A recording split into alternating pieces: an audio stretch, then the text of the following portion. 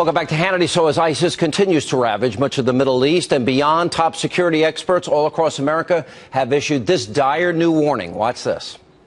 We're very definitely in a new phase in the global terrorist threat where the so-called lone wolf could strike at any moment. There's a multitude of threats that are out there. Obviously, there are the threats of ISIS and al-Qaeda. We've seen even the effect in our homeland where apparently the attack in Texas was inspired by ISIS. I think there's very clear recognition that American leadership is not only needed, but that it has to be provided.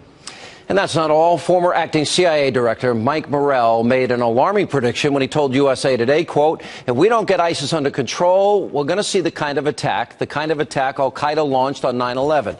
Here now with analysis, author of the brand new book, Team of Teams, New Rules for Engagement in a Complex World, retired four-star General Stanley McChrystal. General, good to see you. How are you, sir? Good to see you. It's a great honor to have you. You're really the architect of the current counterinsurgency movement that we had and started in Iraq and Afghanistan.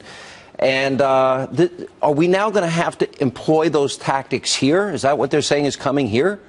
Well, I think we have a huge threat here, but I think we're going to have to employ those tactics not just here, but we're going to have to employ them overseas. And I'm not talking about strike tactics in the U.S., but I'm talking about putting together the different parts of our intelligence and law enforcement agencies so that they fit together, so that each of these separate teams operates as a team of teams. If we look at what happened on 9/11, all the intelligence existed to stop that plot. Right. They couldn't put the pieces of the puzzle together. Here's what I don't know. It seems like we have a reconfiguration of the Middle East going on. Do you agree with that? Where an alliance between Israel, Jordan, Egypt, and the Saudis because of American absence and lack of engagement? Fair analysis, or? I think we've got a realignment. People are doing a relook at the relationships and what they think America's role is, what they think their interests are. Strange bedfellows are now working together. Some of that's good. Some of that's a little bit disturbing. So here the president sits with Iran, and he's trying to sell this to these countries in the Middle East, this deal that he's come up with, which will give them a $50 billion signing bonus, we're told, that he says will result in zero breakout time at the end of the deal, meaning for a nuclear weapon, state sponsor of terror, fighting proxy wars, and I'm wondering, saying that Israel's destruction is not negotiable. Death to America. Two headlines today. Iran, we welcome war with the U.S. Iranian Navy chases after U.S. warships. And why would the president be making a deal with them without any preconditions?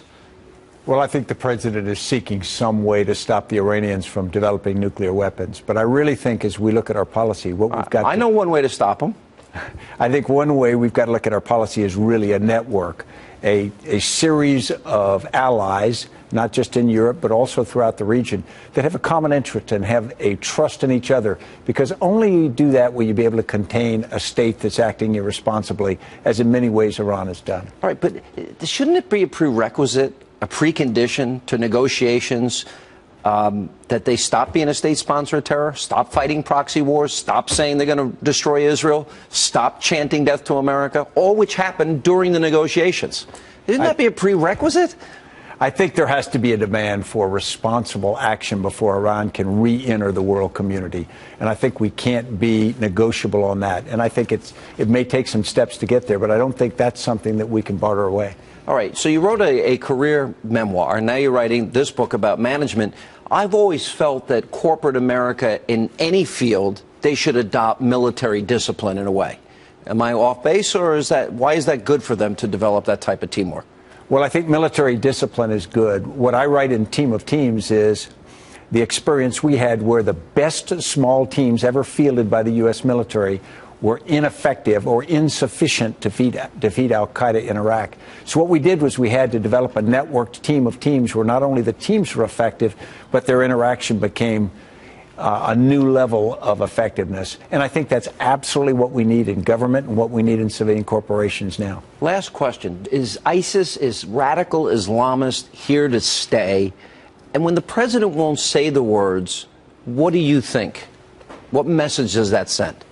I don't think radical Islamism is here to stay. I don't think ISIS is here to stay. You really don't? Because I think they're growing in influence. I think they are the newest manifestation of frustration. And the problem is the region is so eroded now that even if ISIS disappeared tomorrow, if Martians took them away, there would be some new manifestation of that frustration. And we've got to help solve the problem in the region. There's no political narrative and there's no real direction. You think the better option is to just take out their sites the way the Israelis did in Iraq and in Syria? I don't. I think that is going after just a symptom. I think some of that has to happen, but if we don't take a broader view and a strategy, I think it's ultimately be effective. All right, General, it's great to see you again. Thanks, Thank you for Sean. being with us. Appreciate it. Appreciate it.